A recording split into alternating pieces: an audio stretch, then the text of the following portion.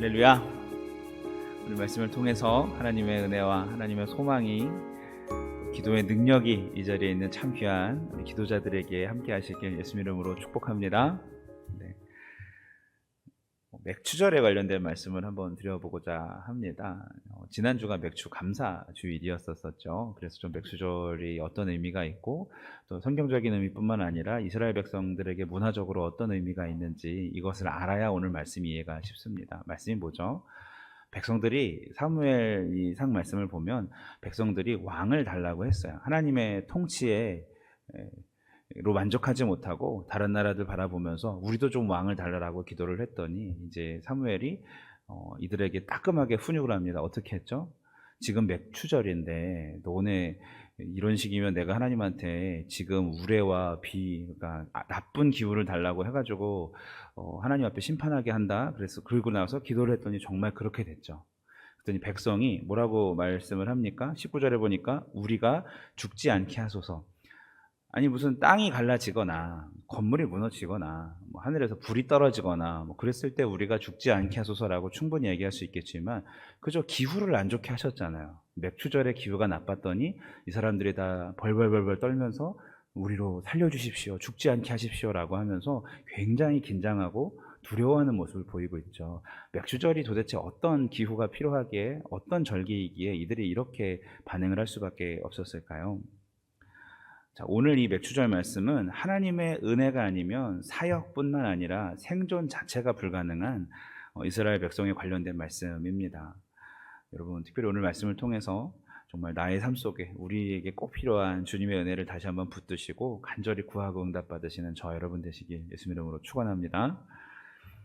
제목에서 제가 오늘 말씀을 이 맥추절을 지키라 라는 제목으로 드리고 싶어요. 말씀 그대로 제목에서 알 수 있듯이 맥추절에 대한 말씀인데, 자, 1월 15일이 이스라엘력으로 1월 15일이 6월절이 시작되고, 그때 이제 보리추수를 시작합니다. 그래서 보리추수가 약 한 50일 지나면 77에 49, 그래가지고 77절이라고도 하고 또 오순절이라고도 합니다. 6월절 뒤에 50일이 지나면 이 맥추절쯤이 됐을 때 보리를 한창 많이 거둘 수 있는 절기가 됩니다. 보리를 수확하기 때문에 맥추절이 되는 것이겠죠.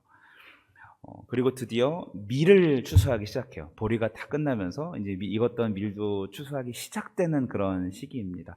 보리와 밀은 조금 다르죠, 그죠? 밀로 할 수 있는 음식이 굉장히 다양하고, 제가 알기로 있다가 굉장히 울산에서 가장 맛있는 국수집이 우리 4층에서 연다고 들었는데 맞나요? 밀로 할 수 있는 게 엄청 많지 않습니까, 그렇죠? 보리와는 또 좀 다르잖아요. 그래서 그 밀도 그들의 삶 속에 너무나도 중요한 식량입니다. 성경에서 이 밀을 시작하는 절기가, 추수를 시작하는 절기가 맥추절인데, 맥추절에 새로 추수한 밀로 만든 그 빵 두 덩어리를 하나님 앞에 요제는 이렇게 흔들어서 드리는 제사죠. 요제로 하나님께 드리게 돼 있어요.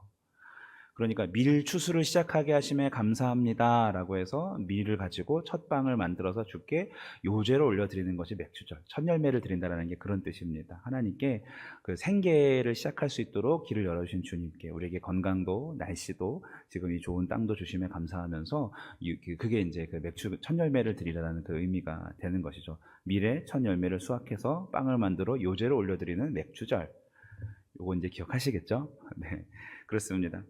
맥추절은 그래서 77절, 50일이니까 77에 49, 혹은 신약시대에는 오순절, 성령님이 강림한 절기와도 같습니다.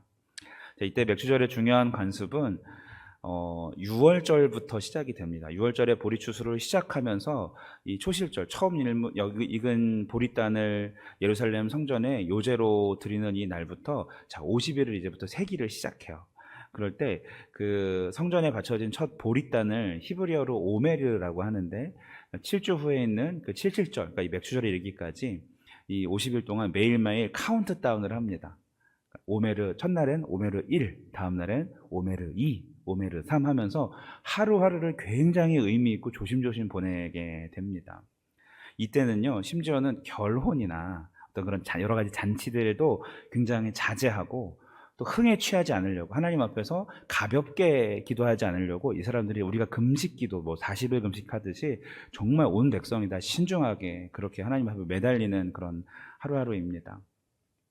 이스라엘 백성에서 이 초실절에서 칠칠절, 맥추절까지의 7주는 마치 그 고3 아이들이 수능 딱 50일 남았을 때 그 각오로 보내는 거랑 똑같다고 생각하시면, 고3 키워보신 분들은 다 이해하시죠?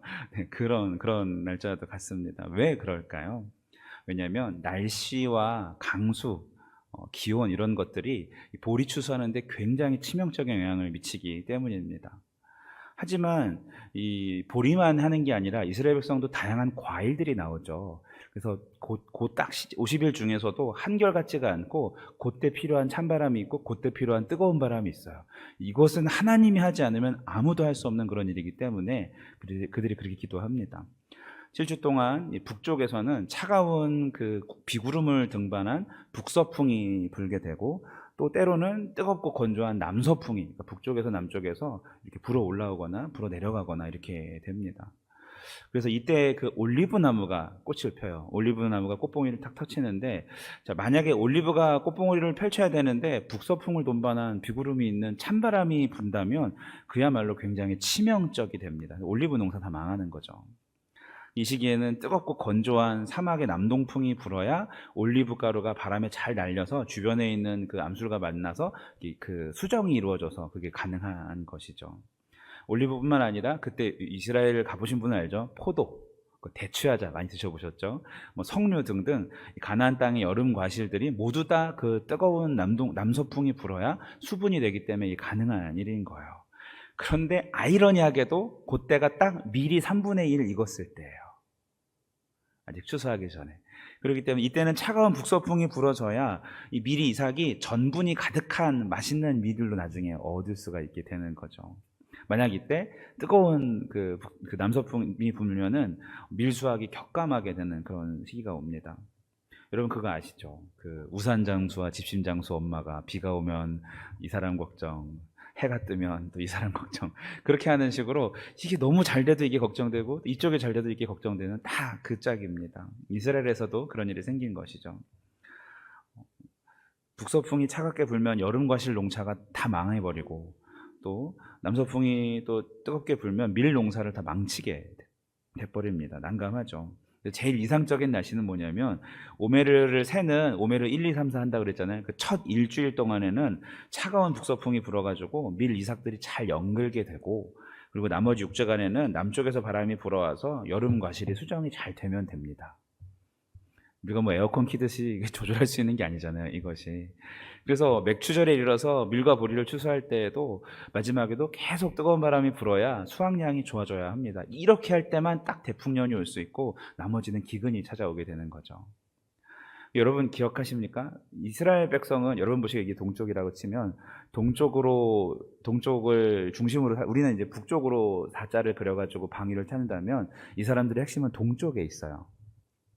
동쪽이 있다 보니까 성소 안으로 들어오면은 위쪽에 뭐가 있죠?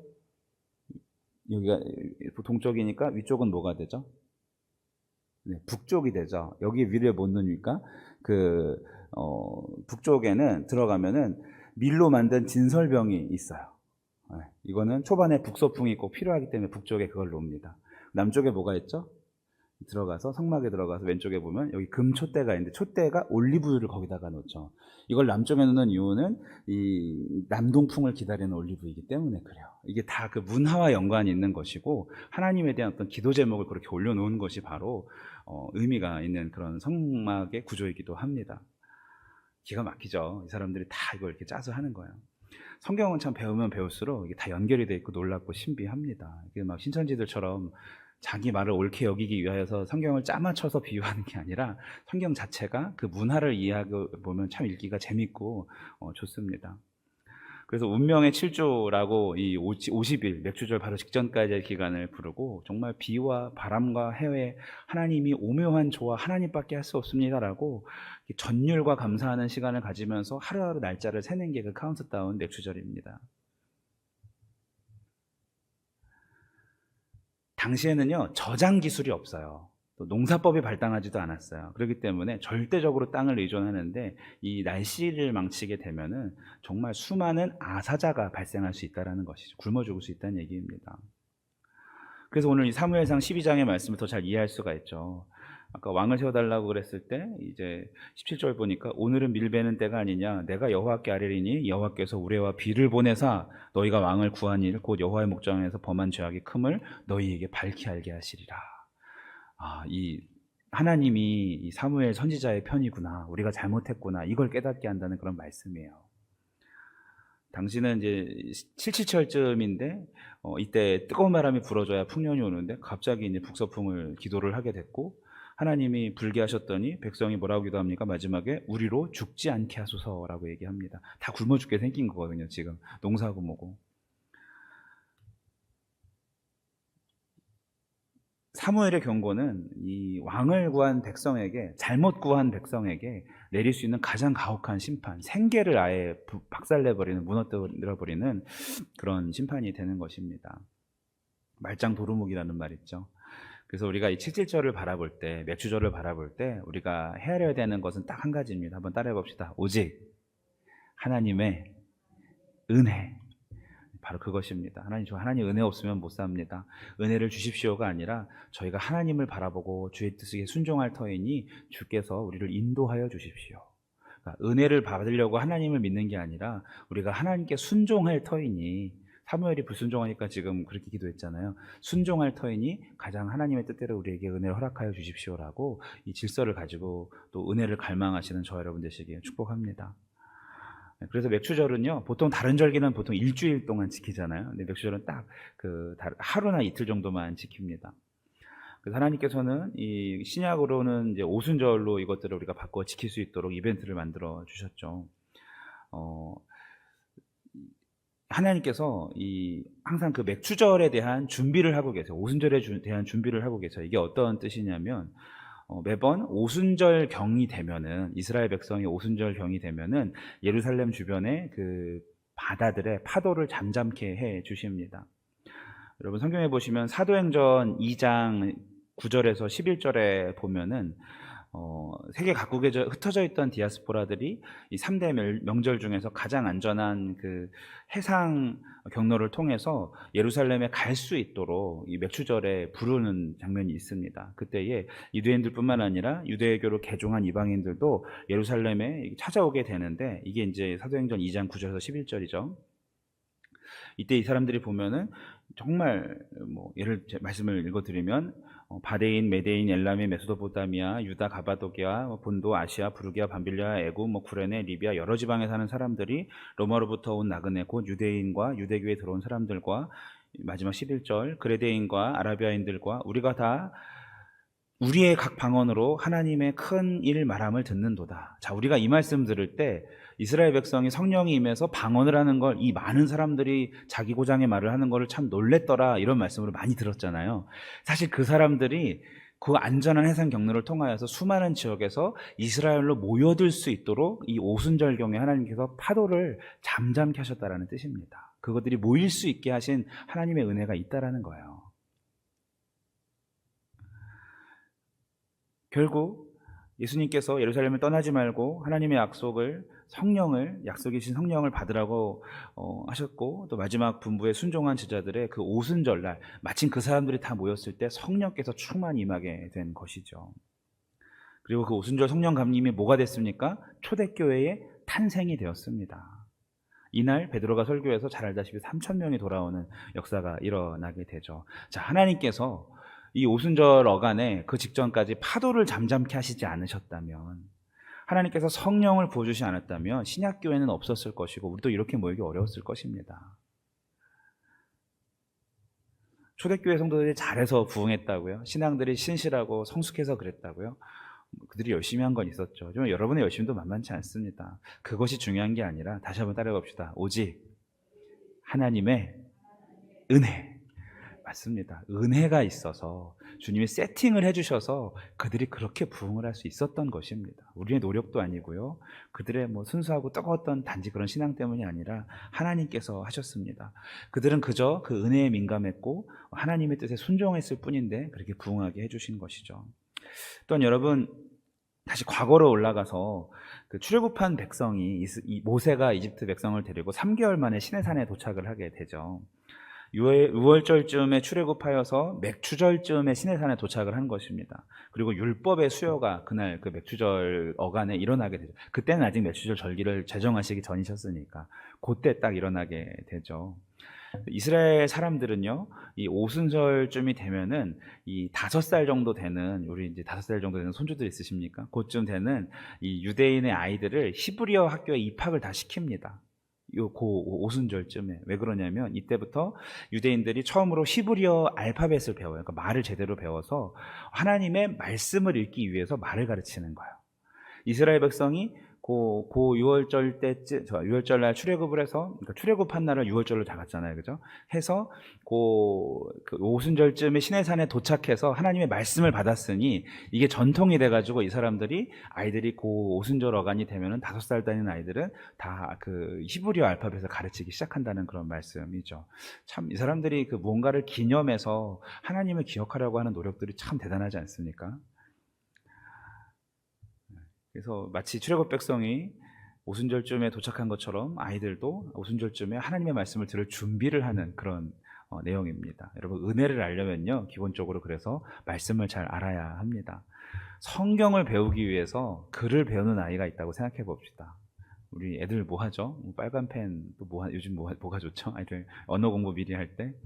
그게 학교 성적 받기 위해서, 초등학교 잘 가기 위해서가 아니라 5살짜리 아이가 성경을 제대로 읽기 위해서 글자를 배운다고 생각해 봅시다. 여러분, 그 고백 자체가 엄청 귀한 고백 아니겠습니까? 이스라엘 백성이 다 그렇게 사는 것이에요. 그러니 그 인생을 하나님께서 책임져 주지 않을 리가 없으시겠죠.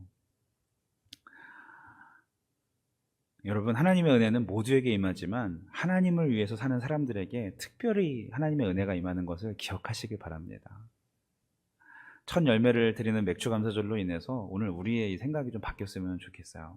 뚜렷하고 거룩한 목적 없이 남들 학교 다니니까 보내고 글씨 배워야 되니까 배워야 되고, 그게 아니라 우리만의, 우리 가정과 우리 가문만의 하나님을 사랑하기 위한 좋은 규칙들이 생기고 주님을 기억하기 위한 많은 노력들이 있었으면 좋겠습니다. 제가 대학 때 썼던 건데 No Bible, No Breakfast 써 있어요. 아침에 성경을 안 읽으면 밥을 안 주겠다. 살이 많이 빠지더라고요. 그래서 네, 그렇게 뭔가 규칙들이 있었으면 좋겠어요. 네. 첫 열매가 왜 중요하냐면, 여러분, 첫 열매가 없으면 뭐가 없을까요? 둘째도 없고 셋째도 없는 것입니다.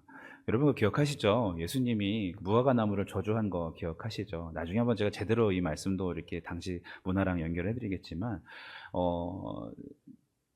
테에나와 빡의 은혜가 있습니다. 테에나는 뭐냐면 풍성하다라는 뜻이고, 빡에는 신선하다라는 뜻이에요. 그래서 벳빡에는 청초한 아침과 같은 신선한 도시, 베데나는 풍성한 열매의 도시가 되는 거죠. 무슨 말인지 아시겠죠? 근데 이 빡에가 열려야, 첫 열매가, 무화과가 열려야 테에나, 풍성한 열매가 있는데, 예수님께서 가다가 무화과 나무가 이 빡에를 못 맺었었어요. 그랬더니 예수님이 저주를 하시잖아요. 그 나무가 말라 죽지 않습니까? 이게 뭐냐면, 이스라엘 빡의 열매는 굉장히 맛이 없어요. 하지만 열매예요. 이 때문에 이걸 누가 주로 먹냐면, 이스라엘 백성 중에서 가난한 사람들이 이 빡에를, 그 무화과 주인들은 다 따야 되는데 이걸 누가 땁니까? 그냥 서리하라고 주는 거죠. 가난한 사람들이 겨울 동안 못 먹었다가 먹을 게 생기는 거예요. 그래서 그걸 이렇게 막 먹고 이 사람들도 살고, 이 사람들은 이제 따로 그 품삯을 주지 않고도 쓸데없는 열매들을 다 따가고 그다음부터 테에나가 열리기 시작하니까 좋은 건데, 만약에 그 빡에가 열리지 않았다면, 첫 열매가 열리지 않았다면 그 나무 자체로 이제 그 못 쓰는 나무가 된 거고, 또 그 빡에를 기다렸던 가난한 사람들이 다 굶어 죽게 생긴 거죠. 굉장히 의미 있는 표현입니다. 그래서 예수님이 그 무화과 나무부터 열매를 못 맺는, 그 성경에 이렇게 기록되죠. 개정 성경이, 무화과가 열매를 맺지 못함으로 예수님이 저주해서 죽게 했다. 때는 무화과의 때가 아니기 때문이다. 그거 좀 헷갈리잖아요. 아니, 무화과 때가 아니라서 열매를 못 맺었는데 왜 죽였지? 이게 무슨 말이냐면, 그게 그런 뜻이에요. 그 빡에가 열리지 않아서 예수님께서 저주를 하셨다. 그때는 테에나의 때가 아니기 때문이다. 이런 것이죠. 그러니까 빡에가 열려야 되는데 안 열리기 때문에, 앞에 뒤에 것도 없기 때문에 그렇습니다. 자, 이 말은 첫째가 없으면 둘째, 셋째도 없고, 첫째를 기다려온 사람은 또 다 앞뒤로 다 망하게 된다라는 그런 뜻입니다. 생존과도 직결된 이 맥추절의 의미는, 우리가 그럼 어떻게 기도해야 될까요? 적용해서. 하나님, 우리의 가장 중요한 거 생명을 연장해 주셔서 감사합니다. 아주 기본적이면서 아주 중요한 이런 기도들이 여기에 속하는 기도가 되죠. 만나가 그치고 수고의 떡을 먹도록 하신 이래 땅이 수산을 내도록 하나님이 베푸신 모든 바람과 비와 햇빛 다 모든 것이 다 은혜였습니다. 하나님을 위해서 사는 사람들에게는 일상 그 모든 자체가 다 은혜인 것을 여러분 기억하셔야 합니다. 고난도 은혜가 될 것이고요. 새벽에도 말씀드렸지만 하나님이 내가 기도하는 것에 거절하셨다면 제대로 하나님께 기도하신 분들은 응답 자체가 중요한 것이 아니라 거절하신 것에도 감사할 만한 이유가 온 성도가 알도록 하나님께서 주실 것입니다. 제목에만 매달리지 마시고 하나님의 얼굴을 구하시길 예수님의 이름으로 축복합니다.